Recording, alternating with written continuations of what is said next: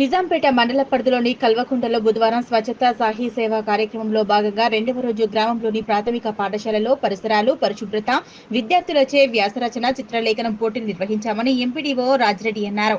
ఈ కార్యక్రమం 17 నుంచి అక్టోబర్ 2 గాంధీ జయంతి వరకు కొనసాగుతుందన్నారు. ఈ కార్యక్రమంలో గ్రామ కార్యదర్శి ప్రశాంత్ గౌడ్, పాఠశాల ప్రధానోపాధ్యాయులు దేవేందర్, ఉపాధ్యాయులు పాల్గొన్నారు. గ్రామంలో స్వచ్ఛతా సేవలో ప్రోగ్రాంలో భాగంగా 15 తారీఖు నుంచి అక్టోబర్ 2 అనగా గాంధీ జయంతి వరకు ఈ ప్రోగ్రాంలను నిర్వహించుకోవడం జరుగుతుంది. ఈరోజు 18 తారీఖు నాడు ఈరోజు ప్రోగ్రాంలో భాగంగా స్కూళ్లను పరిశుభ్రంగా చేయించుకోవడము మరియు స్కూల్లో పిల్లలతోటి వ్యాసరచన మరియు ఆర్ట్ ప్రోగ్రాం, స్వచ్ఛతపై ఆర్ట్ ప్రోగ్రాం కూడా వేయించి ఘనంగా నిర్వహించడం జరుగుతుంది. కల్వకుంట గ్రామంలో ప్రైమరీ స్కూల్లో పిల్లలతోటి మేము వ్యాసరచన పోటీ నిర్వహించడం జరుగుతుంది.